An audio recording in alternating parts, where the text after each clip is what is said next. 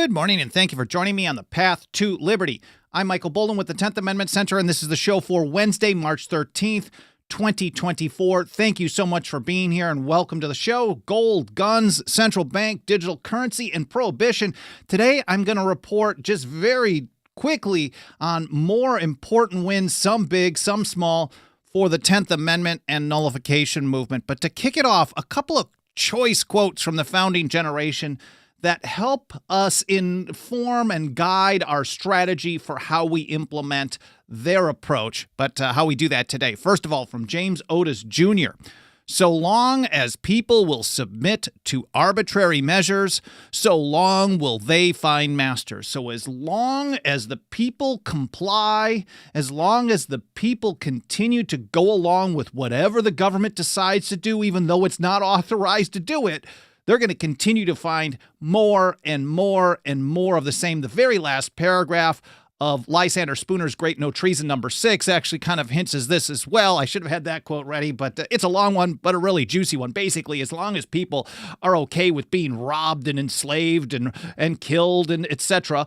and they're willing to give up their money for that, they're going to find people who are willing to do it. Very similar approach just a century later.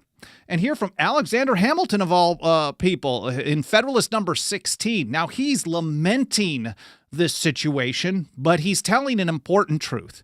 And he points out that if the interposition of the state legislatures be necessary to give effect to a measure of the Union, they have only not to act or to act evasively, and the measure is defeated. Now, he was arguing against parts of what they had under the Articles of Confederation, pointing out that, well, we got to have this new central government. Well, Hamilton really wanted a centralized system, but we need to have it operate directly on the people without any involvement of the states.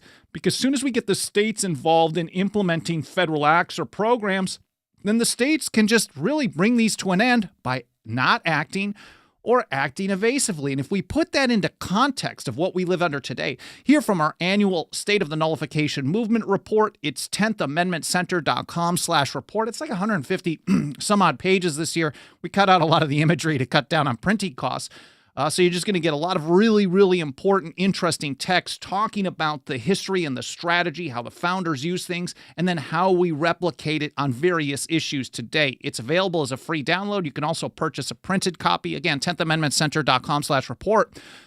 But here we write, as the National Governors Association pointed out in a letter during the 2013 federal government shutdown, and I always have to do this aside. You know, they always call it a shutdown, even though they're mostly just making some things an inconvenience for people. But the big parts of the government never shut down. The empire doesn't shut down. The gun control doesn't shut down. The prohibition doesn't shut down. The money printing doesn't shut down. None of this, the debt, none of that shuts down, really.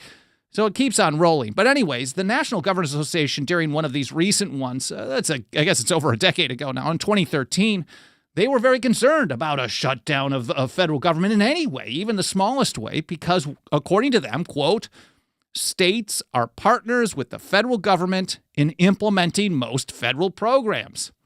And, well, if we're looking at what Hamilton was lamenting about, he did not want the general government partnering with the states because then the states could decide, well, we're not going to participate. And here from our report, a 2021 Pew Research Foundation report reiterated this important point. The authors make the same admission that the National Governors Association made 8 years before. Quote, the federal government and the states are partners in almost every major domestic policy area. Together, their dollars pay for health care, education, transportation, public safety, and many other programs important to the American public. Of course, Pew is going to have a particular slant in what they think is good and bad, but they're pointing out that the states and the federal government work together. They spend money, and they use personnel together to make these things happen. And here's a little secret that supporters of the monster state never want you to learn about. Partnerships don't work when half the team quits. And that's really getting into a big picture overview of the strategy that we use from the founding generation. Stop participating and stop complying. And the first report I want to cover today comes from Kansas, where a House committee held a hearing on a bill that would prohibit state and local enforcement of most federal gun control on the books, passed present, and whatever they decide to throw at us in the future. Titled, and this is from Mike Meharry's report from a couple of days ago, titled the Kansas Gun Rights Preservation Act. The bill would prohibit an agency of the state, a political subdivision of the state, and their employees from knowingly and willingly participating in any way in the enforcement of any federal act, law, executive order, administrative order, rule, or regulation regarding a firearm, firearm accessory, or ammunition against a law-abiding citizen. I hate the term law-abiding citizen because, well, there's too many laws on the books, and it's pretty easy to point out that most citizens are not law-abiding because of all these superfluous unconstitutional laws. But what they did do in this legislation, House Bill 2803, was they defined law-abiding citizen as an individual who was not otherwise precluded under state law from possessing a firearm. So no federal rules would apply whatsoever. Well, they're not saying that they won't apply. They're just saying we're not going to help you. And if we understand that the ATF is really limited in what they can pull off, they have about 5,100 employees for the entire country. About a third of those are in administration, basically pencil pushers. So the vast majority of federal gun control is enforced with 3,500 federal enforcement agents at the ATF, which shouldn't exist in the first place. But we know year in and year out, they have a capacity of closing somewhere between 8,000 and 10,000 cases per year. That's 8,000 to 10,000 too many. But let's think about this in perspective. This is also 8,000 to 10,000 with help from 48, 49 of the states. I mean, the historical data, basically all 50 states have helped them for decades. So as long as the states are helping them do stuff, and if you look through their press releases when they talk about busting people, they always say this is a partnership with the ATF, field office, plus local sheriffs, local police, etc., because they're doing most of the grunt work on the ground. The locals are. They can do barricades. They'll help execute warrants. They provide muscle, etc. And so they close between 8,000 and 10,000 cases per year. The record was again under the previous administration, who's horrible on the right to keep and bear arms in the Second Amendment, but that's another discussion. So let's say there were 10 or 11 or 12 million undocumented short-barreled shotguns out there in violation of the so-called National Firearms Act of 1934. There's zero chance they could make much of a dent in it statistically, even with help from the state. So it's a combination of the state saying we're not going to participate in enforcement, but primarily what James Otis Jr. was getting at, as long as the people submit to these arbitrary measures, so long they will find masters. Now, this legislation also prohibits the use of any assets or funds to help implement or enforce federal gun control, and includes penalties of up to $50,000 fines for any agencies in the state that employ people who violated the act. I thought this was an interesting one to kick off because it's so important, and for some reason, there aren't a lot of people in the right to keep and bear arms, the so-called pro-Second Amendment community, that seem to want to do anything other than try to get new people in Washington, D.C. to stop the federal government from doing what the federal government was supposed to do in the first place, or they focus all their time on lawsuits. In other words, sit around and comply, which encourages them to do more of the same, and then, well, hopefully, fingers crossed, everything starts getting better after 100 years of progress in the wrong direction, not progress. Anyway, so that's a bill that's up for consideration in Kansas. In Wyoming, and I haven't checked this morning, this bill was sent to the governor's desk, and so we're waiting on a signature or veto from the governor of Wyoming on Senate file or Senate Bill 109. This is the Prohibit Red Flag Gun Seizure Act. This is taking the same process that they're looking at least considering that they had a committee hearing on it, which is an important first step in the process. And there were a lot of people who testified in support. Of course, all the opposition really came from law enforcement groups. Mike Meharry covers that in his report. All the law enforcement lobby groups, they always are against anything that restricts their ability to work with the federal government because the feds throw them so much cash to help them out with federal gun control, the drug war, civil asset forfeiture, all kinds of surveillance, etc., because they feed all this information to the feds. They do all this work. So the Prohibit Red Flag Gun Seizure Act takes the same approach as that Kansas legislation, just on something very narrow. When Wyoming has tried to go broad on this, and you would think Wyoming would be really good on this, well, their legislature is absolute garbage. They are 100% thin blue line. So when the cops say, well, this is going to harm our relationship with our federal partners, what they do is they water down the legislation so they can continue working with their federal partners, which they shouldn't be doing if they're following their oath of office. Anyway, so this one actually seems pretty solid, at least from our look at it. Maybe we'll find a loophole because a lot of times they're pretty tricky with this stuff. But the Prohibit Red Flag Gun Seizure Act passed both chambers in the legislature, and it will prohibit, if it's signed into law, any state or local agency from, quote, implementing or enforcing any federal statute, rule, executive order, judicial order, or judicial findings, or any state statute, rule, executive order, judicial order, or judicial findings that would enforce a red flag gun seizure order against or upon a resident of Wyoming who is illegally allowed to possess a firearm under state law. So there will be no red flag on a state level in Wyoming if the feds try to force it down our throats. Wyoming police, Wyoming law enforcement, Wyoming attorneys, etc., government prosecutors won't help out in this whatsoever. And again, they don't have the enforcement capacity to do this. Gary Marbett with the Montana Shooting Sports Association, I think MTSSA, explained it to me like this because they passed a bill that addressed, for example, the pistol brace ban. And he's like, look, what's the ATF going to do? They're going to arrest somebody. They don't have prisons. So they're going to have to put somebody up. We're not going to take them because we're not going to help them arrest somebody who has violated something that we don't consider a violation of their liberty. So if we don't help them, what are they going to do? Rent out a motel, an entire floor of a motel, and guard it 24/7 while they wait a week or two to get extradition to a place like Idaho, who might say no to it in the first place? So they're going to run into a lot of logistic problems when they don't get help from localities. So no governmental entities in the state under Senate Bill 109 in Wyoming would be allowed to accept federal grant funding to implement any federal red flag law, saying, hey, we're going to turn down the money. That's a very unusual thing. Usually they want to try to take the money and then they say they use it to fund all their other socialist programs, because all of this really is garbage. And then they say, well, we can't really do this because it'll affect our relationship, or we agreed to this. So they're saying we're not going to accept the money. And that's a huge deal. I think that's very important. Maybe they can get a little bit more backbone because of this. Anyone found in violation of the law by a court would be subject to a civil penalty of $50,000 per violation, and the court may order an injunctive and other equitable relief as permitted by law. That's from the language of the legislation. It passed the House by a vote of 54-8, and the Senate concurred by a vote of, I think it's 30-0. So that's pretty awesome.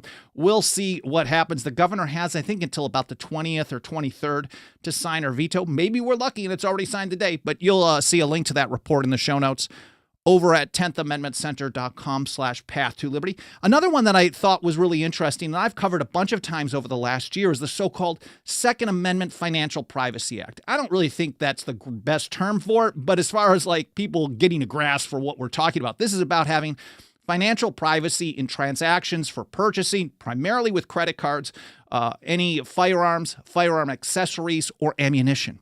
And in Indiana, House Bill 1084 is also on the way to the governor. There could be signed by now, but I hadn't checked these updates in the morning. I don't always do that early in the morning. But anyways, the legislation would prohibit financial institutions from requiring a merchant category code for a purchase that identifies a merchant as a firearms retailer distinct from a sporting goods or general merchandise retailer. The proposed law would also prohibit a government entity from maintaining a firearm owner registry. During 2023, we saw a number of states pass this into law. We're talking about Mississippi, Idaho, North Dakota, Montana, Texas, and Florida. And even before they were all signed into law, well, actually, I should point out that before I jump to this, there's also not just Indiana House Bill 1084 on the governor's desk. There's similar legislation, Senate File 105 in Wyoming, also on the governor's desk. And I can't remember the bill number in Utah, but there's another bill on the desk of the governor in Utah. It also just passed out of committee just yesterday in Iowa and Tennessee, and it could possibly getting a final floor vote in the Kentucky Senate in the next couple of days. We'll be watching that as well. So a lot of states moving on this type of legislation. There's not much risk for them to just say, hey, we're not going to allow you to specifically use a code to identify who's a firearms retailer. We know these people want them to do that because in 2022, the major credit card companies rolled out this thing called a merchant category code for firearms retailers, specifically to try to keep track of who is selling what and who is purchasing what. And you wouldn't be surprised, I'm sure, to learn that the whole scheme has its roots in the IRS. But we've got an article that explains that history, because going back to 2004 is when the IRS mandated the use of these merchant category codes for, of course, just everyone's safety. And we want to make sure everyone is, paying their fair share. They're getting ripped off equally.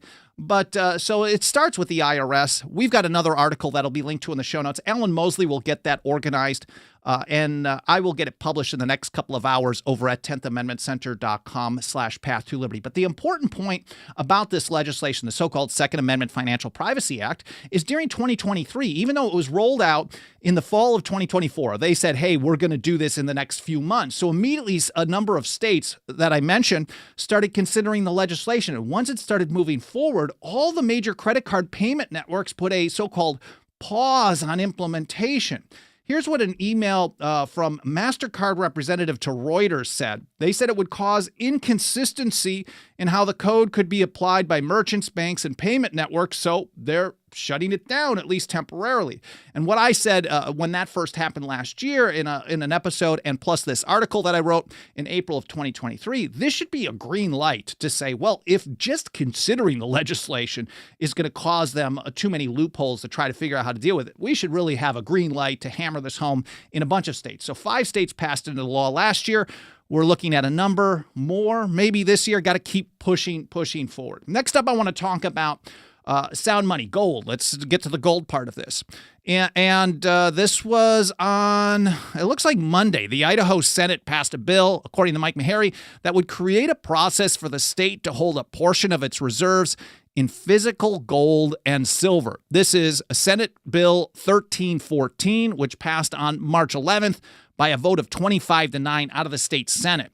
The bill's statement of purpose notes that holding a portion of state funds in physical gold and silver would, quote, help secure state assets against the risks of inflation and financial turmoil, and or to achieve capital gains as measured in Federal Reserve notes. So they're actually in legislation that moved out of the Idaho Senate just this week. They're specifically saying that the Federal Reserve is, well, inflating. They're increasing the money supply and therefore reducing the value of the dollar. And this is a way to hedge against that. Now, this can also help achieve a little bit of financial independence in the case of bigger problems that might be on our way. Now, Tennessee was the first state to pass legislation like this last year. This is an expansion, or I think an improvement in Idaho. And then in Utah, House Bill 348, which I've covered a couple of times on the show, is actually sitting on the governor's desk. It would allow the state treasurer to invest up to 10% of certain state funds into silver, gold, platinum, copper, or palladium. And Mike Meharry describes it like this. Holding gold and silver will allow the state, whether it's Utah or Idaho or Tennessee, to shield its assets and hedge against rapidly depreciating Federal Reserve notes. Fiat trash. Holding, well, he didn't put that in the report. He's a professional. Holding gold and silver in reserve would also create a pathway for Utah or whatever other state to maintain financial independence should the U.S. dollar collapse, a very real possibility as the world moves away from the greenback as its reserve currency. I know a lot of supporters of the show are also fans of BTC, for example, and they always ask us, well, why not do that? Well, I think if you support that, you definitely want to contact your state legislator and say, hey, here's another option for us to move away from the Federal Reserve notes and maybe put a portion of state funds into this. The more that states can do this, the more we'll see them be resilient against the financial turmoil caused by the central bank. Next up is in Missouri, the Constitutional Money Act, SB, Senate Bill 735 from William Eigel and Senator Mike Moon. Passed out of committee quite a while ago, but there's been a lot of shenanigans going on in the Missouri legislature this year, but it finally got scheduled for what's called a perfection vote and a floor debate in the Missouri Senate. That means they're going to vote. They may have, they'll have a debate on it. They will probably have, the opposition will probably try to file a bunch of amendments to try to poison pill it, and then the supporters will have to be strong about it and work against that. But we should be getting a debate and vote on the Constitutional Money Act, Senate Bill 735 sometime this week. It's possible they could keep delaying it if leadership wants to hold back on it. But there's been a lot of pressure from the grassroots, a lot of great people in Missouri doing awesome work there, Missouri Freedom Initiative and others. The legislation would treat gold and silver as legal tender, eliminate state capital gains tax on gold and silver, and would also authorize the state to hold metals in reserve and ban the state from seizing gold and silver. They're trying to do a lot with this legislation, but if they can get it through, that would be pretty impressive. So we're watching Senate Bill 735 this week. And then also we have in Louisiana, their legislative session, their official one is, I think, just getting underway as of Monday this week. And we have Senate Bill 232. And under that one, any gold or silver coin or specie issued by any state or the U.S. government as legal tender shall be recognized as legal tender in the state of Missouri. Mike Meharry points out that any of these states that go forward with treating gold and silver as money, as they should have been all along, rather than as a mere investment vehicle, because that's a way, if you treat it as property and then they can tax it when you get capital gains or you sell or buy it, it's just property. Then they're not treating it as money, and then they can tax it. And taxation, the power to tax is the power to destroy. And if you're wanting to destroy the purchasing power or the ability, the money capability of something that competes with the Federal Reserve System, well, then, of course, the best way to do that is, well, not just to make it illegal, but to tax it. I mean, if we look at tax stamps from the National Firearms Act or against marijuana from the 1930s, that was a pretty effective way of the bad guys being able to get stuff out of people's hands just by requiring taxes and fees and registrations. That's why the idea of getting a permit to exercise your right to keep and bear arms, even if you have to just pay $5, the idea you have to do that, it creates another roadblock. It's not just the logistic roadblock, but it's a financial one as well. And so Mike points out that passage into law would make Louisiana or Missouri, let's have a race on this, the fifth state to recognize gold and silver as legal tender. Utah led the way, reestablishing constitutional money in 2011. Then we have Wyoming, Oklahoma, and Arkansas that have joined. Arkansas was just last year. Practically speaking, he writes, this would allow Louisianians, is that correct, to use gold or silver coins as money rather than just as mere investment vehicles. The effect has been most dramatic in Utah. We're starting to see it in New Hampshire, where they haven't even treated gold and silver as legal tender, but they don't have any taxes on it. So people are just kind of gray market pushing forward with it anyways. And they've issued a Goldback there, which I'll get to in just a moment. So the most dramatic has been in Utah.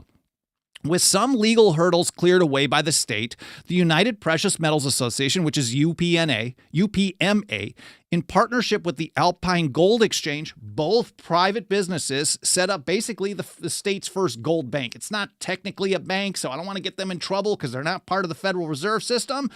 But they're certainly much better than something that's part of the Federal Reserve System. You could store your gold there, and they've also set up a process, I believe, where you can get a debit card and actually use it in real transactions. I have not followed up on that in quite a while. I know this was an original plan, but maybe that's not ready yet. But the Specie Legal Tender Act, first passed in 2011 in Utah, also led to the creation of Goldbacks, a local voluntary medium of exchange. And they call it the first physical interchangeable gold money. It's designed to accommodate even small transactions. We're seeing a lot of adoption happening at small businesses. I think it's as much as 40 or 50% of small businesses in Utah. It's spreading in Wyoming, New Hampshire. Of course, the Free State Project people are going nuts with this. They love it, and we love them for it as well. So goldback.com is where you want to go if you want to learn a little bit more about that. Now, talking about taxes and gold, my original home state of Wisconsin actually passed something positive. Not used to that, so kind of cool to report on this. It's a small step, but I think it's very positive. This was just yesterday. Assembly Bill 29 was given final approval by the state Senate by a vote of 23-9. It previously passed the Assembly by a vote of 86-12. And this legislation would create a sales and use tax exemption for precious metal bullion, which is defined as coins, bars, rounds, or sheets that contain at least 35% gold, silver, copper, palladium, or platinum. Now, J.P. Cortez, who works at the Sound Money Defense League, who does some of the best work on state-by-state legislative updates on gold and silver sound money. He testified during a committee hearing on a similar bill in Wyoming a few years ago, saying that charging taxes on money itself is beyond the pale. He said, in effect, states that collect taxes on purchases of precious metals are inherently saying gold and silver are not money at all, and that's the way they like it. They don't want you to use anything other than fiat trash. And Meharry describes it like this. Imagine if you asked a grocery clerk to break a $5 bill and he charged you a 35-cent tax. Silly, right? After all, you were only exchanging one form of money for another. But that's essentially what a sales tax on gold and silver bullion does. And again, that's a way to discourage its use as money. So next up, I want to talk about prohibition. And first of all, let's get to West Virginia, which just this week, again, also gave final approval to a piece of legislation, House Bill 4911, to expand some free choice in food. Now, supporters of the monster state absolutely love using twisted versions of the Commerce Clause, along, of course, with the Necessary and Proper Clause to give them control over pretty much anything and everything, including the kind of milk you buy, whether or not you can buy raw milk. And here's from Meharry's report on this. He said, not only do the feds ban the transportation of raw milk across state lines, so they've long held the position that they can 100%, even though the power to regulate commerce does not include a power to prohibit commerce, it doesn't say that, among the several states, so interstate commerce, they have held a long time interstate ban. So if you buy it and transport it, that's supposedly illegal. If you're engaging in commerce, you can't sell it across state line. There was some really great activists some years ago called the Raw Milk Freedom Riders, who would drive from New Jersey to Pennsylvania, buy raw milk from Amish farms or whatever in Pennsylvania, bring it back to New Jersey, go in front of a federal building, and then they had signs up and they would drink the raw milk in front of the federal building and say, I drink raw milk, come arrest me. And that's Liz Ulbrecht, I think. No, that's Ross's mother. Oh, wow. I should be always thinking about Ross, of course, too. Free Ross. Anyways, I can't remember the name of the people that ran this in New Jersey and Pennsylvania, but this is the kind of thing that we're talking about. The feds claim this power to ban you from having a food product going across state lines because they say it's dangerous. Well, maybe they're right, but it should be up to you, should be up to parents who is going to make that decision. Maybe they're wrong. Maybe what they approve is dangerous all along. Anyways, we've seen some examples of that, especially in recent years. So not only do the feds ban the transportation of raw milk across state lines, but they also claim the authority to ban raw milk within the borders of the state. There is nothing whatsoever that authorizes the federal government to ban the sale, production, or ownership of any product within state borders. That is only up to the people of each state. And here, from the FDA, it is well within our authority to institute an intrastate ban on unpasteurized milk as well. That's what they wrote in response to a Farm to Consumer Legal Defense Fund lawsuit against the interstate ban. I'm not sure whatever went down with that lawsuit. But anyways, by a vote of 95-1, the West Virginia House on Monday gave final approval to this bill, House Bill 4911, to legalize raw milk sales in the state with no restrictions or limits. They currently have very limited raw milk sales allowed in West Virginia in what's called kind of herd sharing agreements. Basically, you have to own part of a cow and you have to go there and pick it up, and it makes it very inconvenient. Surprisingly enough, if I want to purchase raw milk or raw cheese or whatever here in Southern California, I can find that all over the place. It's easy. I can find it in major grocery stores, not in a Whole Foods Amazon store, but a lot of other major stores and chains actually carry it. But in a place like West Virginia or Wisconsin, the dairy lobby is very, very powerful and they don't like competition. But anyway, so they currently have very limited sales allowed, but this would expand it to full retail raw milk sales in the state with no restrictions or limits at all. No amounts, no where you can purchase. Anyone who wants to buy or sell can. All they have to do, the only restriction they have is to label it very clearly as what it is. And that's on the way to the governor's desk. It passed 95-1 in the House and 28-5 in the Senate. Also on prohibition, we've seen how this plays out when a bunch of states and a bunch of people defy federal prohibition on the cannabis plant.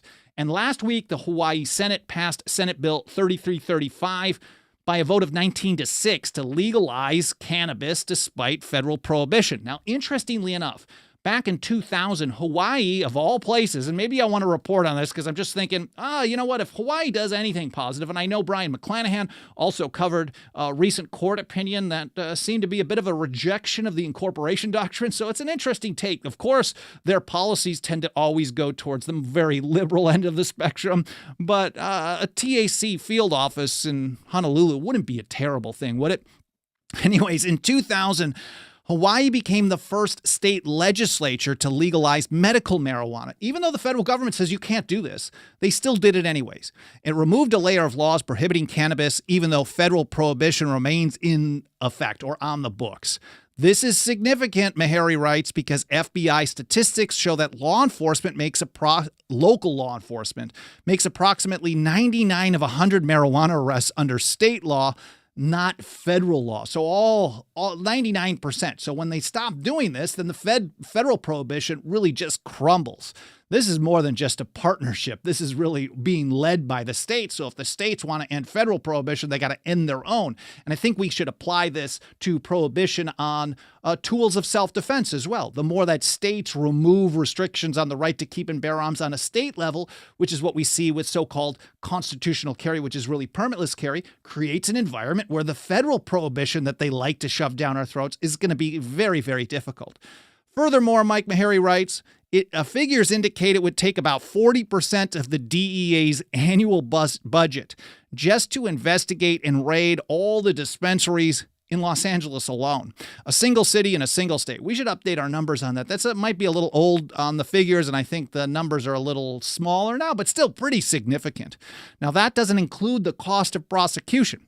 And the lesson is the feds lack the resources to enforce prohibition without state assistance. This is the whole process for literally everyone and every issue. The feds can't do it on their own. States are partners with the federal government on most federal programs. And now I want to cover the central bank digital currency. We're seeing a number of states considering and passing legislation to push back on, well, here, first of all, from Indiana. Last year in 2023, they became the first state to preemptively push back against a potential central bank digital currency by removing it from the definition of money in the state's Uniform Commercial Code. A small but potentially powerful roadblock. It's a first step. Now, this week, the Indiana governor signed a follow-up to this. Senate Bill 180 is going to go into effect in July of this year. It expands on the previous law. And this says the new law prohibits state agencies from accepting payments made with a central bank digital currency for any service, tax, license, permit, fee, information, or other amount due to the government body. It also bars government agencies from requiring payments to be made with a central bank digital currency. So also throwing up more roadblocks. Well, we're not going to accept this. And maybe they really need to push towards sound money in Indiana, but they haven't gone that direction yet.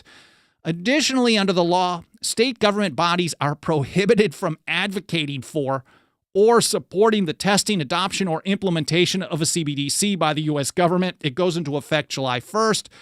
And these provisions in this legislation, which was just signed into law, are very similar to a law that was first passed in Alabama in 2023 and then in South Dakota this year. So we're following that very closely. There's also a very similar approach happening in Utah, but I think theirs is actually got a little bit more legal strength to it. It's a little bit we'll see how this all plays out. And maybe it ends up just being a political move because you're rallying people against this and you're creating difficulties. Now, if 20 states, 30 states say we're not going to treat your plant as illegal here, and then they say 20, 30 states do the same thing opposite of what the feds want to do on a central bank digital currency, we can see how this goes. But ultimately it gets down to the people themselves. If they all want to use the CBDC and they're dumb and they want to be treated as property of the government, in essence, That's what they're going to get. So as long as people submit to arbitrary measures, so long they will find masters. But in Utah, they are not only removing the idea of a central bank digital currency from the Uniform Commercial Code in House Bill 164 as a definition of money, but also from the Specie Legal Tender Act. This is on the governor's desk as well. Again, I don't know if it's been signed yet, but we'll know in the very near future. The proposed law would specify that a central bank digital currency is not specie legal tender and is not legal tender in the state, effectively excluding CBDC from the state's definition of money under the Utah Specie Legal Tender Act. And yesterday, in Missouri and Tennessee, we saw similar legislation move forward out of committee to remove a central bank digital currency from the definition of money. They're going to have to go through many more steps to get to law in those states. We're talking about House Bill 2780 in Missouri and Senate Bill 2219 in Tennessee. We're also monitoring a couple other bills in Idaho, House Bill 585, and in Arizona, I think it's 1281. Now, this is really just scratching the surface of all the legislation that we've been monitoring, that we've been watching and tracking and reporting on, and absolutely nothing helps us do this kind of work, going through hundreds of pieces of legislation on a daily basis, analyzing, reading them, reporting them, sharing them on social media, sending them out email newsletters, trying to get people active in support of various things, doing episodes like this. Nothing helps us do this work more than the financial faith and support of our members. You can join us for as little as $2 a month of that dirty government fiat. If you got a couple of bucks, please consider throwing it our way. There is nothing that helps us roll up our sleeves every day and punch above our weight class more than your financial support. That's 10thamendmentcenter.com/members. You can also sign up for annual 5-year lifetime options. You could just do a one-time donation if you want to hit 10thamendmentcenter.com/donate, but I don't want to overwhelm you with all these options. Sometimes I just try to make it easy peasy. I'm very grateful for any consideration you can give to joining us today. I'll take a look over in the live chat just very briefly. I want to say hi to Kirk and Citizen Debs and John and Don. Channel 3, Agorizer is a pretty good screen name. Crew Chief and everyone else. I appreciate you guys being here. I hope you enjoyed the episode. I hope you learned something. I hope it encouraged you. As Thomas Jefferson told us, again, we're facing the largest government in history. If we're looking at this, we're zooming out and looking at the big picture. All of these are small steps. To me, some of them are bigger when you zoom in a little bit closer. But as Thomas Jefferson told us, the ground of liberty is to be gained by inches. We have to be contented to secure what we can get from time to time, but eternally press forward for what is yet to get. We are absolutely going to continue doing that here at the TAC with your support. Thank you so much for watching. I should let you know I'm going to be off next week, Monday. I've got my great friend Robert Scott Bell, who I'm on a show every couple of weeks, is in town for a convention here in Orange County this weekend. So we're going to be hanging out with him this weekend, and I'm not going to have much time I'm not going to have much time to work over the weekend this weekend. I'm going to take a little bit of time off to hang out with some family and friends, but hopefully you guys are okay with that. So I will have a show this week, Friday, and then back to my regular schedule starting next week, Wednesday. Anyways, thank you again for being here. I really appreciate it. I hope you have a great day, and I hope to see you on Friday here on the path to liberty.